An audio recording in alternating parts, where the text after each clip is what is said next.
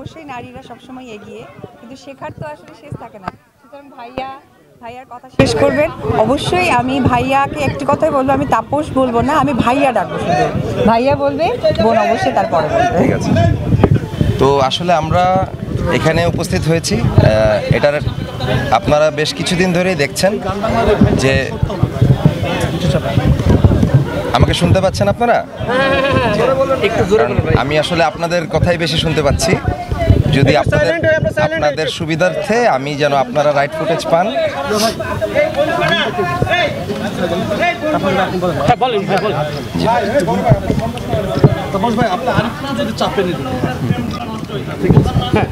আমি কি বলবো?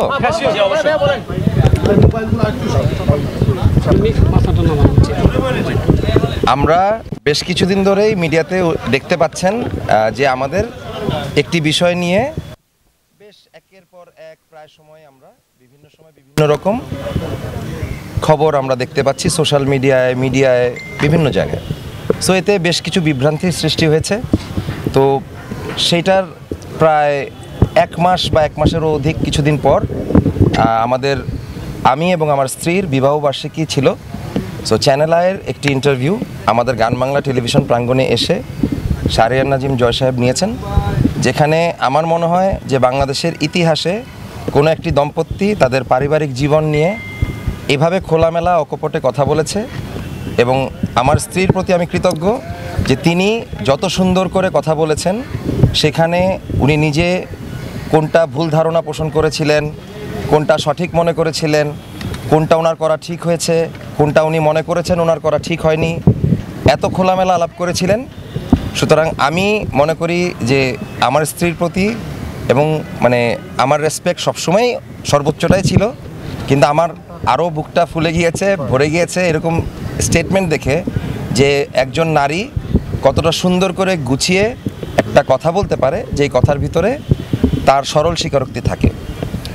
সেই কথার ভিতরে বেশ কিছু শব্দ ছিল, সেই শব্দগুলা হয়তো এই কথার সাথে সম্পৃক্ত এখানে দাঁড়ানো অপু আছেন, অপুর হয়তো বুঝতে অথবা অপু কোনোভাবেই এটার মিনিংটা আর এক রকমভাবে বুঝেছেন, বা তার যেইভাবে জিনিসটা ছিল, তার যে পয়েন্ট অফ ভিউ ছিল, বিকজ তার জীবনে হয়তো তার নিজস্ব পয়েন্ট অফ ভিউ আছে, যেটা একান্তই তার ব্যক্তিগত, যেটার সাথে আমার বা আমার স্ত্রীর সম্পর্ক নাই বা আমার প্রতিষ্ঠানের সম্পর্ক নাই। কিন্তু আমরা যাকে নিয়ে কাজ করছি সেই ব্যক্তির সাথে হয়তো তার প্রিভিয়াস পার্সোনাল ইস্যুজ আছে, সেগুলো একান্তই তাদের ব্যক্তিগত। কিন্তু আমরা as a media fraternity member, আমি সেদিন একটা কথা বলেছিলাম যে আমার জন্ম মিডিয়ায় বড় হয়ে ওঠা, আমার জন্মটা আমি মিডিয়ার সন্তান মনে করি নিজেকে, সেটা গণমাধ্যম কর্মীদের, আপনারা যারা ক্যামেরা ধরেছেন তাদের। কারণ আমি এটিএন বাংলায় শুধু সঙ্গীত শিল্পী না, আমি কাজ করতাম যখন বেসরকারি নিউজটা চালু হয়, তখন থেকেই আমি গণমাধ্যমের সন্তান। সো আমি সকলের বিষয়টা আমার পরিবার মনে করি, আপনাদের সকলের সাথেই আমার অলিখিত একটা রক্তের সম্পর্ক আছে, এটা আমি বিশ্বাস করি, পারিবারিক সম্পর্ক। সুতরাং যেহেতু একটি টেলিভিশন চ্যানেলে, এবং চ্যানেলটির নাম চ্যানেল 24, আমি সেখানে উল্লেখ করেছিলাম, হয়তো এখানেও আপনারা আছেন, সেই চ্যানেলটিতে একটি অডিও ভার্সন যায়, যে ভার্সনটি এডিটেড যায়, যেটার ব্যাপারে আমাদের ইন্টারভিউতেও ঘোর আপত্তি ছিল এবং এখনও ঘোর আপত্তি থাকবে। কারণ এই ধরনের অডিও ভবিষ্যতে কেউ যেন প্রকাশ না করে, সেই ব্যাপারে স্পষ্টভাবে আমরা সকলকে বিনীতভাবে অনুরোধ করতে চাই, স্পষ্টভাবে, যে আজকে যদি আমরা এমন একটা সময় এসে দাঁড়াই যে ব্যক্তিগত আলাপ আমরা করতে কাউকে ভয় পাবো, আমরা যে কোনো সময় যে কোনো একটা রেকর্ড হবে সেটা ভয় পাবো, তাহলে আমরা জনবিচ্ছিন্ন হয়ে যাবো এবং আমরা খুবই মেকানিক্যাল হয়ে যাব। সুতরাং আমরা এটাই চাবো যে যখন মানুষের ইন্টারভিউ নেওয়া হয়, যখন আমাদেরকে সেলিব্রিটি লাইফ বুঝলাম, সব কিছু বুঝলাম, বাট ব্যক্তিগত লাইফটা ব্যক্তিগত থাকতে দেওয়ার, যতটুকু আমরা পাবলিশ করতে চাই না, সেই রেকর্ডেড ভার্সন যেন কারোটাই না ছড়ায়, সেটা আমাদের জীবনে না। বাট আমরা সেই লিগ্যাল স্টেপ নেই নাই, বা আমরা কোনো লিগ্যাল নোটিশ পাঠাই নাই, সেটার ব্যাখ্যাটা আমি দিয়েছিলাম, কারণ আমরা গণমাধ্যমের বিরুদ্ধে কিছু লিখতে চাইনি।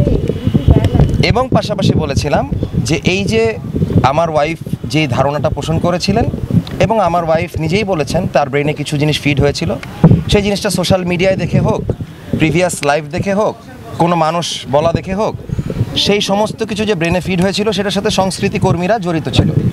সুতরাং আমি যেহেতু সংস্কৃতি কর্মী হিসাবে মৃত্যুবরণ করতে চাই, আমি একজন আর্টিস্ট হওয়ার চেষ্টা করছি এবং সারা জীবনই চেষ্টা করে যাব। তো আমার শেষ নিঃশ্বাসটা যেন আর্টিস্ট হিসাবেই হয়। আমি মারা গেলে যেন কেউ ব্যবসায়ী না বলে, যেন বলে যে সঙ্গীত পরিচালক অথবা সঙ্গীত শিল্পী অথবা সঙ্গীতের মানুষ কেউ মারা গিয়েছেন। তো ওই কালিমাটা আমি নিতে চাই না যে আমি আমার এন্টারটেনমেন্ট ফ্র্যাটার্নিটির, সেটা মিউজিক হোক, ফ্যাশন হোক, ফিল্ম হোক, টেলিভিশন হোক, কোনো ফ্র্যাটার্নিটির আর্টিস্টের সাথে আমরা কখনোই লিগ্যাল কোনো কিছু করতে চাই না যদি সেটা ঘরে বসে সেটেল করা যায়। এটা আমার একদম স্পষ্ট ছিল। সো আমরা সেখানে অলরেডি বলেই দিয়েছিলাম যে আমরা ওখানে ওটা শেষ চাই। ডেফিনেটলি হয়তো দর্শক থাকে, ফলোয়ার থাকে, অপু বিশ্বাসেরও প্রচুর ফলোয়ার আছে, আমাদেরও যার যার জায়গায় কিছু কিছু ফলোয়ার আছে। আমরা সবাই সবার ফলোয়ারকে রেসপেক্ট করি। এটার সাথে আরও যাদের নাম আছে জড়ানো, সেই নামগুলোরও ফলোয়ার আছে, সেই নামের ব্যক্তিদের ফলোয়ার আছে। প্রত্যেক ফলোয়ার টু ফলোয়ার অনেক সময় একটা ইস্যুতে এই পক্ষ ওই পক্ষ হয়ে একটা জিনিসকে অনেক বেশি হিট বাড়িয়ে দেয়। কেউ এইভাবে বুঝে, কেউ সেইভাবে বুঝে। সেই বুঝগুলা কিন্তু একটা সময় আমরাও আর্টিস্ট, আমরাও মানুষ, আমরাও রক্তে মাংসের মানুষ, আমাদের ভিতরে কিছুটা প্রভাব ফেলে। হয়তো বা অপুর ভিতরেও কিছুটা প্রভাব ফেলেছে, কারণ তিনিও একজন মানুষ, তিনি রক্তে মাংসের মানুষ। এটা তার কথা আমি বলছি, হয়তো তিনি এরকমভাবে ভাবছেন, এরকমভাবে হয়তো বা ভিতরে আমাদের কথা হয়েছে। আমার চেয়ে ভালো সেই ব্যাখ্যাটা অপুই দিতে পারবেন, কারণ অপুর স্টেটমেন্টটা আমি দেবো না, অপুরটা অপুই দিবেন।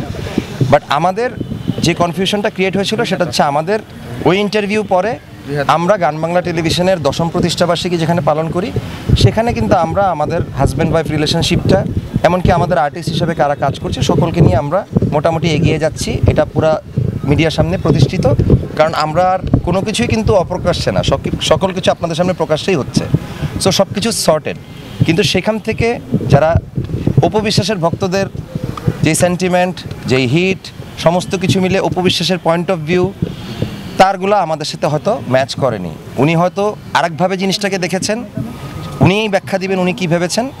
উনি সেটা ভেবে যে এই ভিডিওটি দিয়েছেন, সেটা আবার আমার কাছে মনে হচ্ছে ব্যক্তিগতভাবে আমি তাপস, এটা কিন্তু গান বাংলা টেলিভিশন অথবা ফারজানা মুন্নি টিভি প্রধানের কাছে আসেন নাই।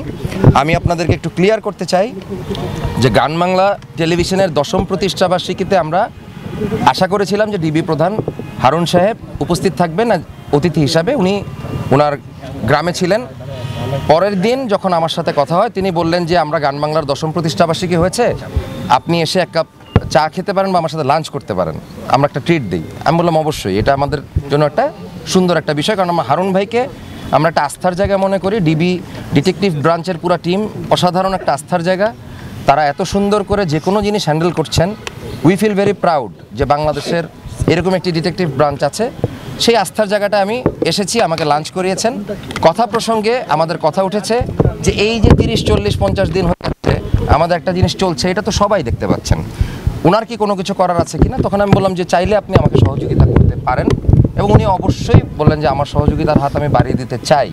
উনি অনেক বেশি কোঅপারেটিভ, উনি অনেক বেশি হেল্পফুল, এবং উনি নিজের থেকে যখন বললেন তখন আমি এখানে একটি কমপ্লেন ব্যক্তি তাপস হিসাবে করলাম। এবং আপনাদের কাছে স্পষ্ট করে বলতে চাই, আমি অপু বিশ্বাসের নামে কোনো কমপ্লেন ফাইল করি নাই। আমি স্পষ্টভাবে বলেছি যে ওই কল রেকর্ডটি কিভাবে ফাঁস হলো, কেন ফাঁস হলো, অথবা পরবর্তীতে আমাদের কোনো প্রাইভেট কনভারসেশন কার সাথে যেটাই হোক, আমি কোনো নাম উল্লেখ করি নাই।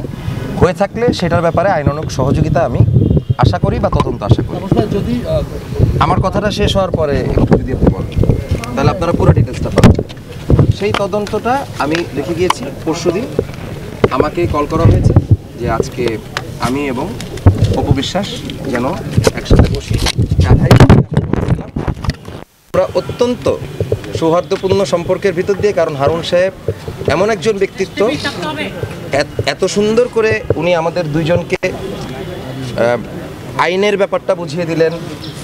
আমাদের সংস্কৃতির মানুষরা, যেটা আমি আগেও বলেছি যে আমি অথবা অপু আমরা কেউই কিন্তু লিগেলি কোনো কিছু কম্পিট করতে আসি নাই, চাই না। আমাদের কাজ হচ্ছে আপনাদেরকে বিনোদন দেওয়ার অথবা আমাদের দায়িত্বটা পালন করার, আপনারা যেভাবে আমাদেরকে নেন, এবং কাদা ছোড়াছড়ি না করার, সেটা আমাদের ভক্তদের ভিতরেও না। এমনকি আমাদের রিলেটেড, ধরেন আমাকে কেউ ভালোবাসে বা হেট করে, সে যেন অপুকে আবার হেট না করে, বা অপুকে যে ভালোবাসে বা হেট করে সে আমি, আমার স্ত্রী অথবা আমার সংশ্লিষ্ট কর্মকাণ্ডের মানুষগুলোকে যেন কাদা ছোড়াছড়ি না করে। এইটাই নিশ্চয়ই আপনারা সুস্থ গণমাধ্যমে দেখতে চান, আমরা বিশ্বাস করি সেটা। তো সেই বিশ্বাসের জায়গাটা হারুন ভাই একজন মাঝখানে দায়িত্বশীল অভিভাবকের ভূমিকায় পালন করে হারুন সাহেব আমাদের কাছে বসেছেন, এবং আমাদের খুব বেশি সময় লাগে নাই।